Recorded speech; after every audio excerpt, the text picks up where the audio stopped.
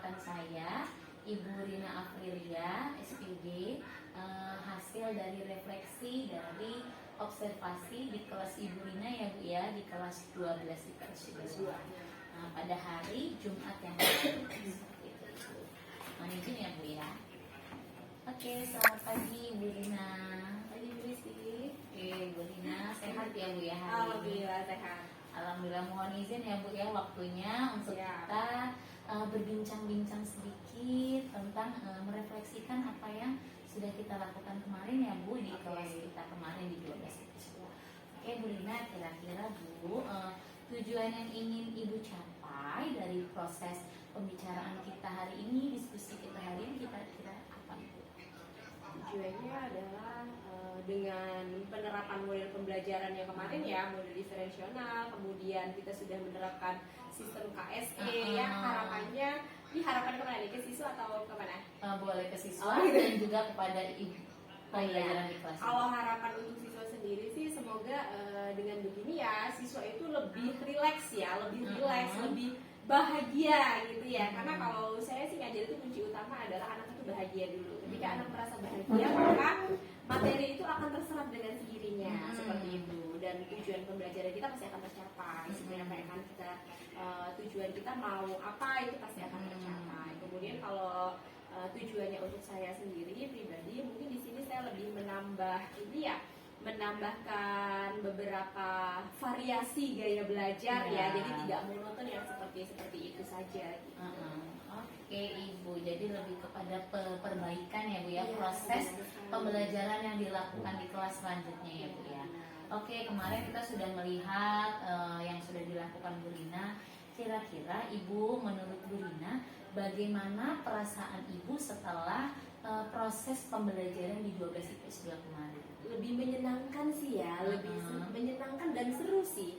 Dan anak-anak lebih keluar ruhnya gitu ya. Karena kan apalagi kalau pelajaran sejarah itu kan identiknya dengan membosankan, ngantuk gitu ya. Nah, dan menurut saya dengan metode seperti itu anak-anak lebih wow gitu, lebih keluar lah ruhnya gitu ya. Nggak ada yang tidur lagi gitu.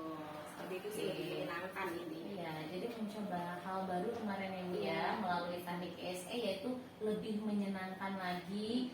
Jadi merasa dapat feeling atau perhatian dari anak-anak itu sendiri ya Bu ya. Oke Bu, selain si teknik KSE tadi, adakah hal lain yang menurut Bu Rina sudah praktik baik yang sudah Ibu lakukan di kelas Ibu? Kira-kira apa ya praktik baik yang sudah dilakukan?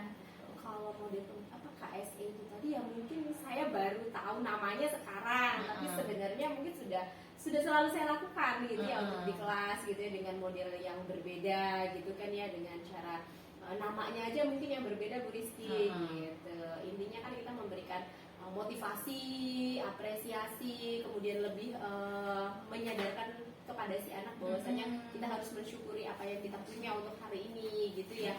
Dan ya itulah menumbuhkan semangat di awal pembelajaran sendiri sih gitu. Oke, jadi praktik yang dilakukan tadi KSE itu ya Bu. Nah, menurut Bu Rina, kira-kira adakah hal lain yang harus diperbaiki untuk proses pembelajaran ke depannya besok? Kira-kira gimana Bu? Kemarin yang harus diperbaiki ya satu ya, kalau saya udah mengevaluasi sendiri sih Bu Rizky ya. Jadi yang pertama mungkin ini ya tujuan pembelajaran saya. Jadi kemarin tuh tujuan pembelajarannya mungkin belum disounding di kelas gitu ya, belum dipaparkan secara jelas kepada siswa dan belum ditampilkan di PPT gitu. Mungkin itu aja sih, tujuan pembelajarannya belum disampaikan secara jelas sehingga si anak mungkin belum paham sebenarnya apa sih yang harus saya tahu setelah belajar sejarah ini, seperti itu. Oke, jadi lebih kepada sebenarnya penampilan ya, ditampilkan kembali tujuan pembelajaran supaya anak-anak itu fokus melihat ini yang mau saya capai gitu ya Bu. Kalau kemarin kan saya lihat Bu Rina menyampaikannya lisan ya Bu ya. Lisan hari ini kita mau belajar tentang ini gitu. Jadi supaya lebih terstruktur lah ya. Jadi ditampilkan ya Bu ya. Oke. Nah, menurut Bu Rina strategi apa yang akan Bu Rina lakukan untuk proses perbaikan proses pembelajaran Ibu ke depannya?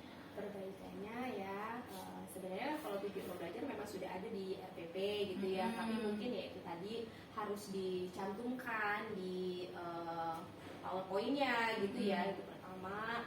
Kemudian tentang apa namanya konsekuensi belajar ya mungkin ya, kalau dulu kita namanya kontrak belajar ya, kalau sekarang kan apa namanya kemarin? Oh, kalau yang kemarin kita bahas itu keyakinan. Iya, keyakinan yang bahasanya berbeda ya Bu ya sekarang ya, kalau kita dulu kan kontrak belajar.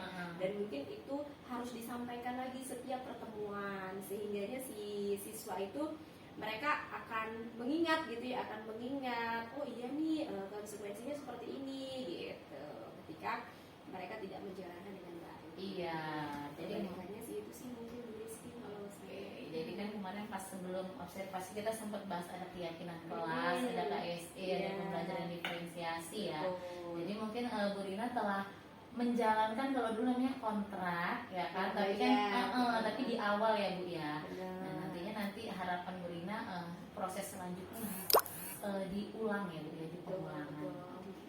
Nah, kira-kira Bu Rina adakah yang menjadi hambatan Ibu dalam melaksanakan rencana atau proses pembelajaran ini? Seperti itu. Kalau untuk hambatan mungkin gini ya Bu Rizky, ketika kemarin saya melaksanakan model pembelajaran diferensial, itu kan artinya saya harus tahu dulu nih si anak ini tipe gaya belajarnya seperti apa, dan itu seperti apa, dan mungkin itu ada harus membuat apa ya, list pertanyaan tersendiri gitu kan, untuk menentukan si anak ini dia lebih kemana model pembelajarannya, dia lebih ke audio atau visual, atau audiovisual atau kinestetik gitu ya. Mungkin kita harus ada apa ya, ada waktu khusus untuk mengetahui, memetakan ini loh yang rombongan anak yang lebih menyukai gaya belajar seperti ini, dia lebih enak seperti ini, seperti itu sih. Karena kadang kan kalau kita tanya ke siswa itu tidak mengerti gitu ya, tidak mengerti, saya nggak tahu Bu gitu kan, saya dengar gini. Nah, mereka tuh belum paham sebenarnya, mereka lebih condong ke audio atau visual atau kinestetik gitu. Mungkin saya akan menyiapkan komponennya ya, ada beberapa apa namanya list beberapa pertanyaan yang menentukan si anak ini menggunakan metode pembelajaran yang mana, seperti itu. Oke, Ibu. Jadi yang tadi Ibu katakan hambatannya tentang pembelajaran diferensiasi dan strateginya langsung dijawab oleh Bu Rina. Jadi kita menyiapkan poin-poinnya ya. Jadi strateginya Ibu sudah persiapkan, nantinya Ibu akan menyiapkan poin-poin, karena kalau kita tanya langsung mungkin memang benar sih Bu, anak kan tidak familiar dengan kalimat auditori, ya kan, visual. Sebenarnya ada sih Bu ya, nanti kita bahas lagi ya di pertemuan selanjutnya bagaimana sih tekniknya itu. Siap. Nah, kira-kira Bu Rina untuk menjalankan rencana aksi Ibu ini tentang strategi yang sebenarnya tadi sudah Ibu langsung katakan ya Bu dari diri Ibu bahwa akan menyiapkan poin-poin pertanyaannya. Nah, kira-kira Ibu, komitmen Ibu untuk rencana aksi ini seperti apa? Komitmennya mungkin yang pertama adalah kalau ini kan secepatnya saya akan memikirkan hal tersebut, tapi untuk pelaksanaan di kelas mungkin akan lebih fokus di semester kedua. Untuk ke semester berikutnya gitu ya, karena untuk memulai pembelajaran kan kita dengan RPP yang fresh gitu, dengan model pembelajaran yang lebih baru gitu. Oh, jadi untuk persiapan juga ya Bu ya, jadi lebih mempersiapkan karena sebentar lagi udah mau habis ya Bu materi pembelajaran kan kita udah mau pas gitu. Jadi mungkin pelaksanaannya di semester berikutnya. Insya Allah lebih baik lagi deh setelah kita belajar ya kemarin. Gitu. Oke Bu. Nah, untuk melanjutkan komitmen rencana aksi Ibu ini, kira-kira apakah Ibu membutuhkan bantuan? Dan kira-kira bentuk bantuannya itu seperti apa? Oh pasti itu, kalau bantuan ya pasti ya, karena ya itu tadi, kalau kita belajar tanpa guru kan itu seperti apa ya, seperti belajar yang sesat gitu ya. Walaupun itu sudah banyak buka buku dan artikel segala macam, kalau saya lebih lebih enak ada yang coachnya lah bahasanya ya, ada yang mengajari gitu sih. Nanti mungkin ya saya akan banyak ngerepotin Bu Rizky nih. Oke, sama-sama tadi. Ini kan udah suhunya gitu ya, langsung belajar sama suhunya.